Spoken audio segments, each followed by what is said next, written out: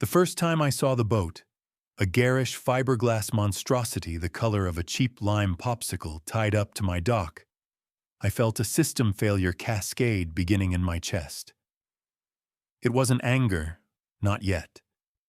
It was the cold, clean shock of a variable introduced where none should exist. An anomaly. My dock, Eleanor's dock, had a lime green speedboat tethered to its pilings as casually as if it belonged there. For a full minute, I just stood on my lawn, the grass cool and damp under my worn leather work boots, and processed the data. The boat was a 24-foot bow rider, gleaming and obnoxious. The name painted on the stern in a bubbly, ridiculous font was Seduction. I felt my jaw tighten. My career with the Army Corps of Engineers had been about managing complex systems, waterways, dams, logistics chains. You learn to spot the point of intrusion, the single element that doesn't fit, the one that threatens the integrity of the entire structure. This boat was that element. I walked down the gentle slope of my backyard, my steps measured. The air smelled of cut grass and the slightly brackish water of the lake. It was a smell I associated with peace, with the quiet decades my Eleanor and I had spent here. We'd built this dock ourselves, board by board, the summer of '98. I could still feel the phantom weight of the sledgehammer in my hands, the satisfying thud as the pilings drove into the lake bed. Eleanor had been in charge of the stain, a deep cedar color she'd brushed on with meticulous strokes, her brow furrowed in concentration, a smudge of it on her cheek that I didn't tell her about until the sun went down. Every plank, every cleat was a memory. It wasn't just a structure, it was a monument. And now this violation was moored to it. A woman emerged from the house next door. Not my immediate neighbor, a quiet accountant named Jim, but the one beyond him. Brenda Miller, the self-appointed queen of our little lakeside community, the president for life of the Harmony Shores Homeowners Association. She was a walking caricature of suburban entitlement, poured into a white tennis skirt that was a size too small and topped with a pastel pink polo shirt. The collar popped. Her face was a smooth, unmoving mask of Botox and disdain. Her blonde hair sprayed into a helmet of improbable rigidity. She carried a clipboard like a scepter. She saw me looking at the boat and offered a smile that didn't reach her cold, assessing eyes. It was the kind of smile a biologist might give a specimen before dissecting it. "Morning, Arthur," she chirped, her voice a little too loud, a little too bright for the tranquil morning. The sound was like nails on a chalkboard to me.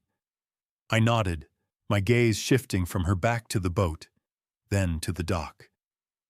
"There seems to be a mistake," I said, keeping my voice level. "In my line of work, panic is a liability. You state the problem, you analyze the problem, you solve the problem." Brenda's smile widened, becoming something sharp and predatory. "No mistake at all, darling. We're finally putting that old thing to good use." I blinked. Darling. The condescension was so thick I could almost smell it, a cloying chemical sweetness that mingled unpleasantly with her industrial strength perfume. "That old thing," I repeated, the words tasting like rust in my mouth, "is my private property." She let out a little laugh, a sharp, metallic sound. "Oh, that's cute. No. The board had a meeting. All shoreline access points are now designated as community assets to generate revenue for the beautification fund." She tapped her clipboard with a perfectly manicured nail. The click, click, click was like a faulty relay. "We're renting it out. Daily, weekly. It's going to be a lovely little income stream. You should have been at the meeting." I was never at the meetings. They were monuments to inefficiency and petty tyranny, and I had better things to do. like maintaining the small universe Eleanor and I had built. "You can't do that," I said, the statement flat and absolute, a law of physics. "The dock is on my property. It's on my deed." "Deeds can be so confusing," she purred, waving a dismissive hand. "The HOA covenants supersede all that ancient paperwork. It's for the good of the community, Arthur. You should try being a team player." She turned, her white sneakers squeaking on the pavement, and began to walk away. Then she stopped and looked back over her shoulder, her smile a triumphant slash. "The renters will be here for the weekend. Try not to bother them. We don't want any unpleasantness." And with that, she was gone, leaving me standing there with the quiet hum of the cicadas and the sight of that lime-green boat bobbing gently on the water, tied to my wife's memory. The cold shock in my chest was gone now. It had been replaced by something else. A quiet, methodical rage. A cold fury that didn't scream, but calculated. It settled deep in my bones, familiar and focused. Brenda Miller had just declared war. She had analyzed the terrain and identified me as a weak point. A quiet old widower who wouldn't make a fuss. Big mistake. Huge. She had mistaken my silence for surrender. She had no idea that I had spent 40 years managing billion-dollar projects, staring down contractors, and finding the single fatal flaw in any system. She wasn't a problem. She was a project, and Project Brenda was now officially underway. I went back inside my house, the smell of sawdust and old books a comforting balm. I walked past the photos of Eleanor on the mantelpiece. Eleanor laughing on that dock. Eleanor holding up a string of fish. Eleanor asleep in a deck chair with a book on her lap. My resolve hardened from steel to tungsten. This wasn't about a dock anymore. This was about defending the last piece of consecrated ground I had left. In my study, I pulled a fresh engineering notebook from the shelf. It was thick and graph-ruled, with a sturdy black cover. On the first page, in my neat, blocky handwriting, I wrote the project title, Operation Riparian Reclamation. Riparian. A good, solid, legal word. It felt right. Below that, I wrote the objective. Total asset recovery and neutralization of hostile entity. My name is Arthur Pendleton. I'm 68 years old, a retired civil engineer and logistics manager for the U.S. Army Corps of Engineers. My life is, by design, a quiet one. Since Eleanor passed 5 years ago, my world has contracted to this house, my workshop, and the memories contained within them. I live by a simple code. Measure twice. Cut once. Understand the system before you try to change it. And never, ever start a fight you don't know with mathematical certainty that you can win. Brenda Miller was the antithesis of everything I valued. She was chaos masquerading as order. Her reign as HOA president had been a study in petty despotism. I'd heard the stories from my neighbors. Jim, the accountant next door, had been fined $200 because his recycling bin was visible from the street for 3 hours past the designated pickup time. The Garcias, a young family down the block, were forced to tear out a swing set they'd built for their children because the wood wasn't on the pre-approved color palette. Brenda ruled through a combination of public shaming at meetings and a blizzard of official-looking letters printed on thick, expensive letterhead that felt like it had a trust fund. She drove a white Range Rover the size of a small tank and spoke exclusively in a language of condescending platitudes and veiled threats. Her husband was a beaten-down man with the haunted look of a prisoner of war who had clearly stopped arguing sometime during the Bush administration. She had created a system built on fear and bluff, and I was about to apply a stress test. The first phase of any project is reconnaissance, data acquisition. I didn't storm over to her house. I didn't fire off an angry email. I retreated, I observed, I documented, I started with the boat. From my study window, using a pair of high-powered binoculars I normally used for birdwatching, I took a series of high-resolution digital photographs. I got the boat's registration number, the make, the model. I photographed the renters, a loud, boorish family who spent the afternoon blasting terrible pop music and drinking beer, leaving their empty cans on my dock. I logged the date and time of their arrival and departure. Every detail went into the notebook. That evening, after the renters had left, I found the website. It didn't take long. A simple search for Harmony Shore's boat dock rental brought it right up. It was a slick, professionally designed page featuring glossy photos of my dock, taken from an angle that cleverly cropped out my house. The site was called Lakeside Luxury Rentals, and it was registered to a shell corporation. Brenda was sloppy, but not an amateur. The rates were obscene. $300 a day, $1,000 for a weekend. The site boasted a full booking calendar. My dock was apparently a hot commodity. She had been running this scam for months, right under my nose. Using the booking calendar, I could cross-reference the dates with my own memory. The strange cars I'd occasionally seen. The unfamiliar voices I'd dismissed as guests of neighbors. The data points began to connect, forming a clear and damning picture. She was using my property to run an undeclared, unlicensed commercial business. This was good. This was very good. It moved the conflict from a simple civil dispute over property lines into the realm of tax fraud and illegal commerce. The scope of the project had just expanded beautifully. The next day, a crisp, official-looking envelope appeared in my mailbox. It was from the HOA. Inside, on that thick, expensive paper, was a notice of violation. A fine of $500 for unauthorized and unsightly signage. She was fining me for the small, weathered private property sign that had been nailed to the dock for 20 years. The audacity of it was almost elegant in its purity. She wasn't just stealing from me. She was charging me for the inconvenience of pointing it out.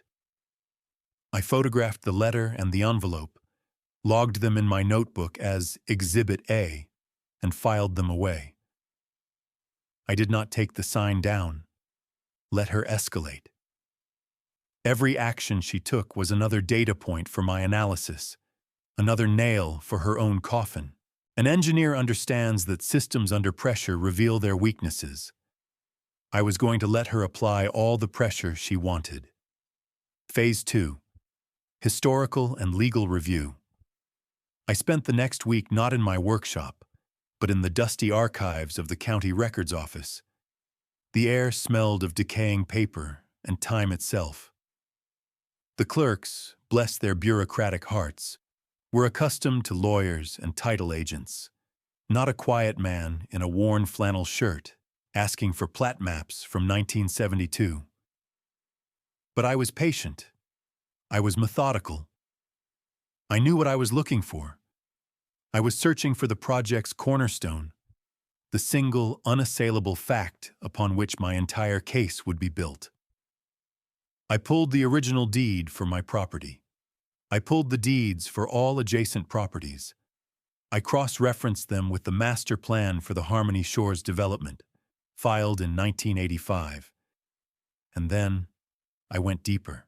I started pulling the old water use and shoreline management records for the lake itself, documents that predated the existence of the HOA by decades. It was on the third day, hunched over a flickering microfiche reader that hummed like a dying insect, that I found it. The moment of discovery was not a thunderclap. It was a quiet click, the sound of a final puzzle piece sliding perfectly into place. It was a document from 1974, an easement and riparian rights agreement between the original landowner of my parcel, a farmer named Silas Croft, and the state. Because my property bordered a crucial drainage culvert for the entire basin, the state had granted the property owner specific and perpetual and inalienable rights to the shoreline, extending 50 feet from the high water mark.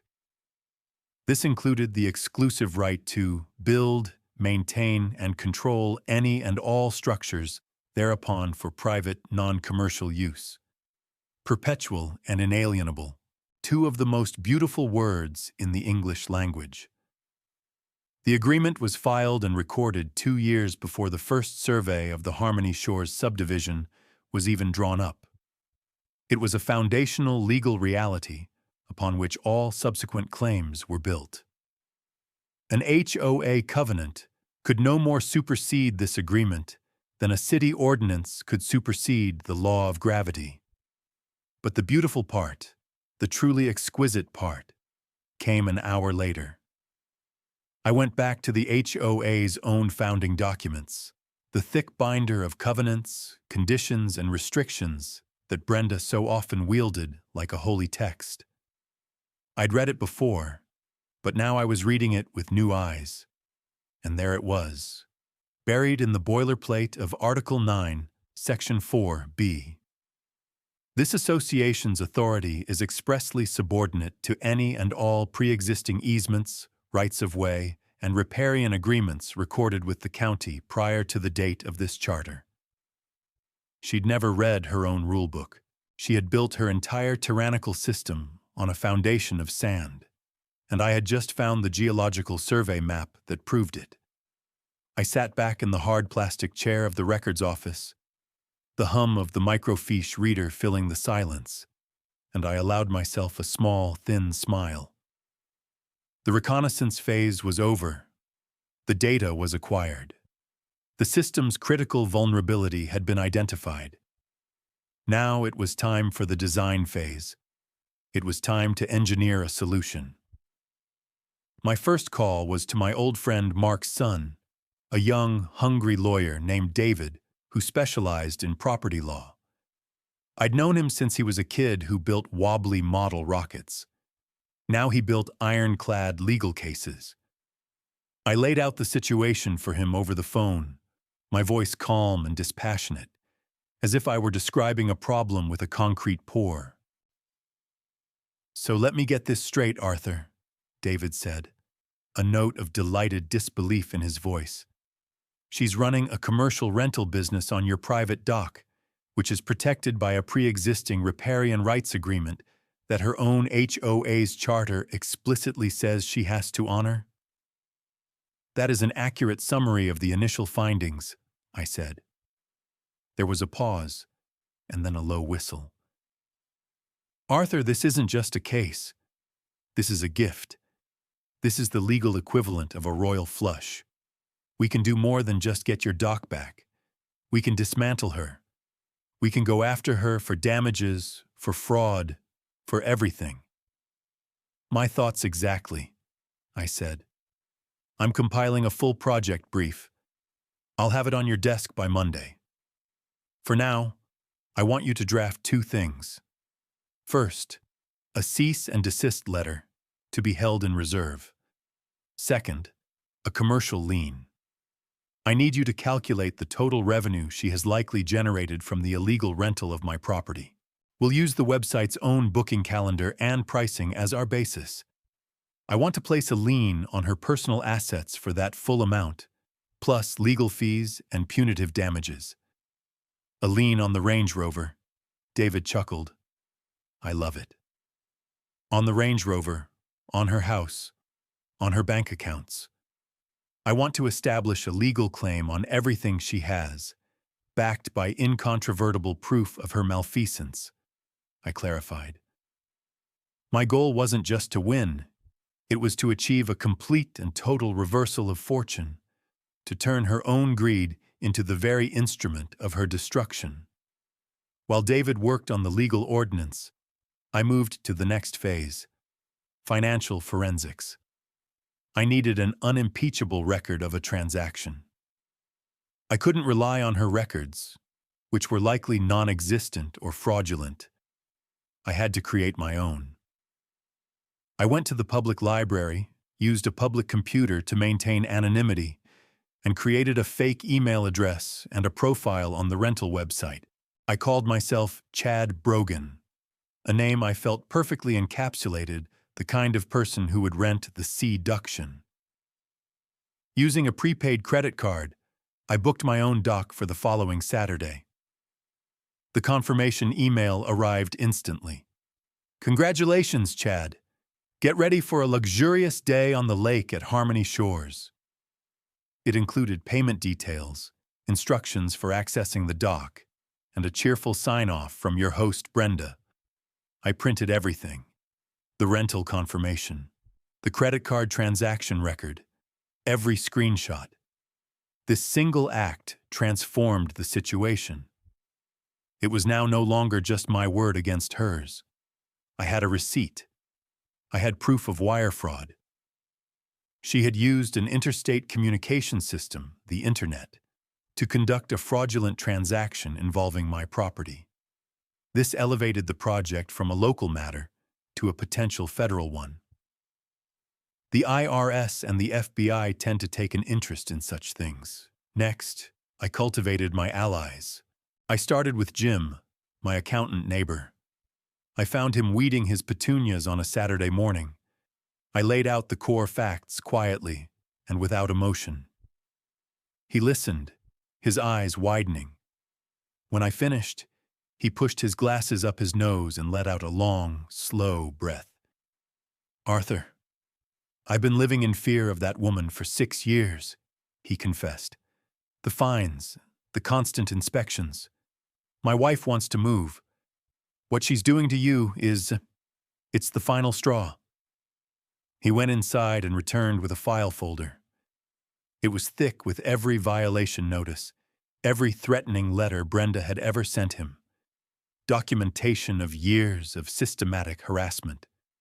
"Use it," he said, his voice firm. "Whatever you need." I then spoke to Maria Garcia, the mother whose children's swing set had been condemned. Her story was heartbreaking. She had letters, photos, even a recording on her phone of Brenda telling her that her children's laughter was a noise pollutant.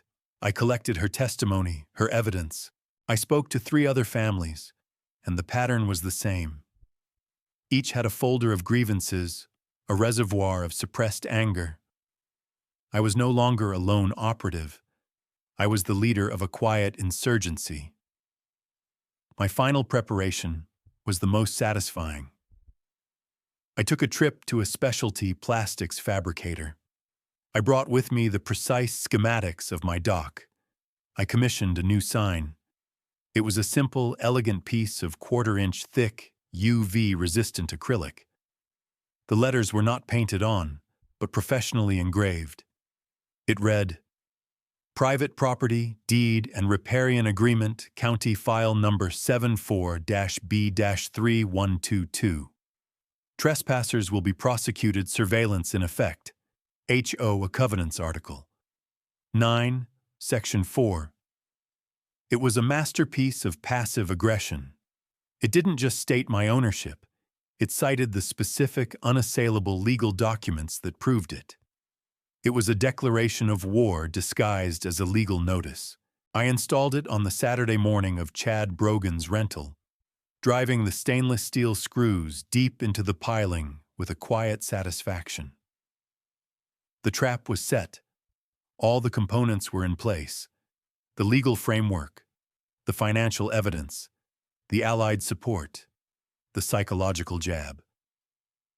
Now all I had to do was wait for the target to walk into the kill zone. The annual HOA meeting was in 2 weeks. It would be the perfect venue for a controlled demolition. The day of the HOA meeting arrived. It was a sweltering August evening. The community clubhouse, a sterile beige room that smelled of industrial cleaner and quiet desperation, was packed. Brenda had made attendance mandatory to vote on her latest beautification project, the installation of hideously expensive faux Tuscan water fountains at the neighborhood entrance. People fanned themselves with newsletters, their faces a mixture of boredom and resentment. Brenda stood at the podium, basking in the fluorescent lights. She was wearing a silk blouse in a shade of electric blue that hurt my eyes. She exuded an aura of smug, unassailable authority. She ran through the agenda with brisk efficiency, her voice sharp and commanding. I sat in the back row, a simple manila folder on my lap, my presence entirely unremarkable. I was just another quiet old man in a room full of them. She didn't even glance my way. A fatal engineering flaw, failure to properly assess all environmental variables. Finally, she came to the last agenda item. "And now," she announced, her voice dripping with self-congratulation, "I'm thrilled to report on the success of our shoreline asset monetization program. The community dock rentals have already generated over $12,000 in revenue this summer alone." A smattering of polite, confused applause rippled through the room. $12,000. I made a note of the figure. It was more than my initial estimate. "Thank you for the data, Brenda. This is a fantastic new income stream that will allow us to fund so many wonderful projects," she continued, beaming. "Are there any questions?" This was my cue. I raised my hand slowly. Brenda's eyes scanned the room and landed on me. A flicker of annoyance crossed her smooth features. "Yes, Arthur," she said, the name spoken as if it were a mild inconvenience. I stood up. I wasn't a tall man, but I made sure my posture was straight. I had addressed hostile committees and skeptical generals my entire career. This was nothing. "I don't have a question, Madam President," I said, my voice calm and carrying easily in the stuffy room. "I have a presentation." A murmur went through the crowd. Brenda's smile tightened. "That's not on the agenda. Please consider it an addendum under the heading of Correction of Financial Misstatements and Felony Criminal Activity," I replied. I walked to the front of the room, took the projector remote from the podium, and plugged my laptop into the cable. "This will only take a moment." Before she could object, the first image flashed onto the screen behind her. It was a high-resolution aerial photograph of my property, with the boundary lines clearly marked in red. My dock was squarely in the center. "This," I began, my voice that of an engineer giving a briefing, "is Lot 12, commonly known as my home. And this," I used a laser pointer to circle the dock, "is the structure you refer to as a community asset. As we can see from the county plat map, it is located entirely within the legal boundaries of my private property." Brenda's face began to pale under her expensive foundation. This is out of order. This is a private matter. It became a public matter when you began an illegal, unlicensed commercial enterprise, and it became a community matter when you started bragging about the fraudulent income to the entire HOA, I said, not looking at her, keeping my focus on the screen and the audience. I clicked to the next slide. It was a scanned image of the 1974 Riparian Rights Agreement. The key phrases perpetual and inalienable and exclusive right to build, maintain, and control, highlighted in yellow. This is County File 74-B-3122. It's a riparian rights agreement that predates this entire subdivision. It grants my property exclusive control of the shoreline. It's a legally binding document. I clicked again. The next slide was a screenshot of Article 9, Section 4B of the HOA's own covenants, the text blown up for all to see. This association's authority is expressly subordinate to any and all pre-existing easements. A gasp went through the room. People were sitting up straighter. Jim, my neighbor, was smiling. So, to be clear, I continued, my tone even and factual, your entire shoreline asset monetization program, as you call it, is based on a false premise. You have no legal authority over my dock. You never have. Brenda found her voice, a shrill, panicked shriek. This is ridiculous. Slander. I'll have you sued for what? I asked calmly. For presenting public records? I clicked to the next slide. It was a montage of photos. The Sea-Duction, the other rental boats, the beer cans left on my dock. Then, a screenshot of the Lakeside Luxury Rentals website with its exorbitant pricing. You haven't just been trespassing. You have been operating a business. A business that, according to the State Comptroller's Office, has no business license. A business that, according to the IRS, has never filed a tax return. A business conducted almost entirely on my stolen property. I clicked again.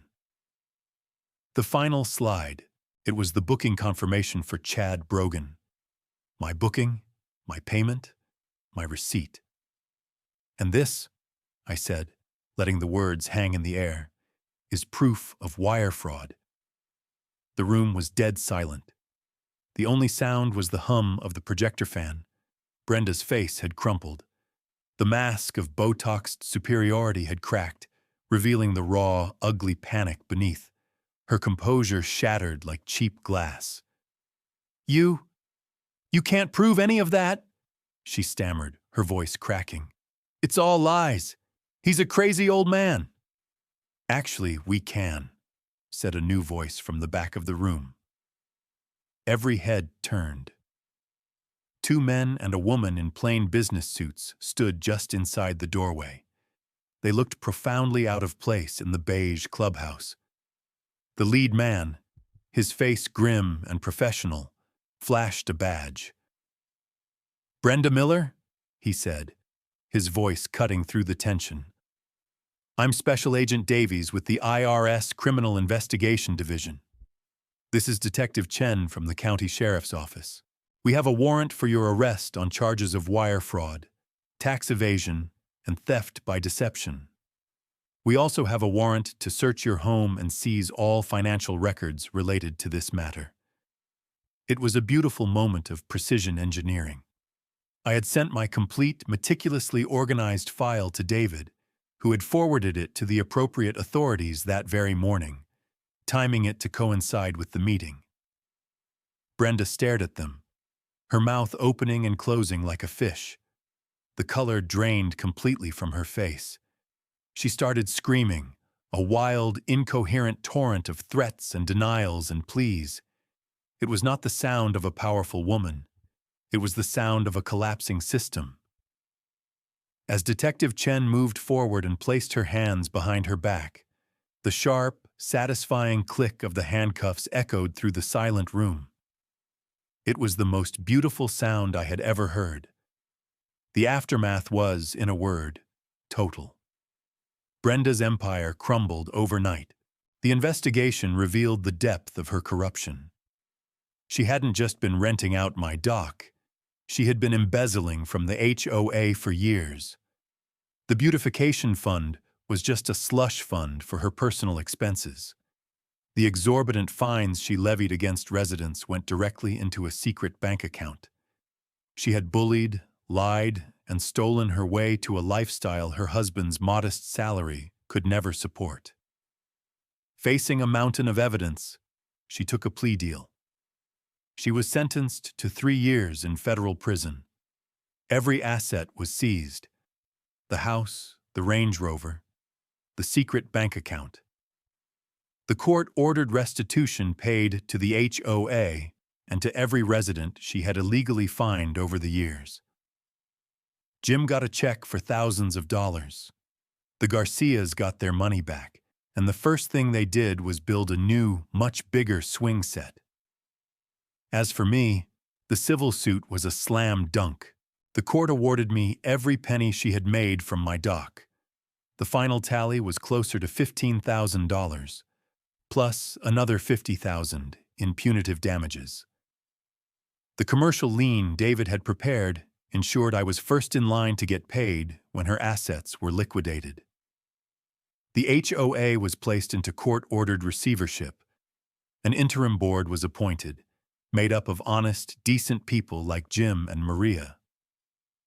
The reign of terror was over. Harmony Shores began to live up to its name for the first time in a decade. A few weeks after the sentencing, I stood on my dock. It was a perfect autumn afternoon. The water was calm, reflecting the brilliant blue of the sky. The ridiculous acrylic sign was gone, replaced by the original weathered private property sign that Eleanor and I had hung together. It felt right. I had the money, a significant sum I didn't need and hadn't wanted. But it was a tool, and like any tool, it could be put to good use. I thought about what Eleanor would have done. She was always the one who stood up for the little guy, the one who fought the unfair fight. The next day, I had David draw up the paperwork. We established a nonprofit foundation. We called it the Eleanor Project.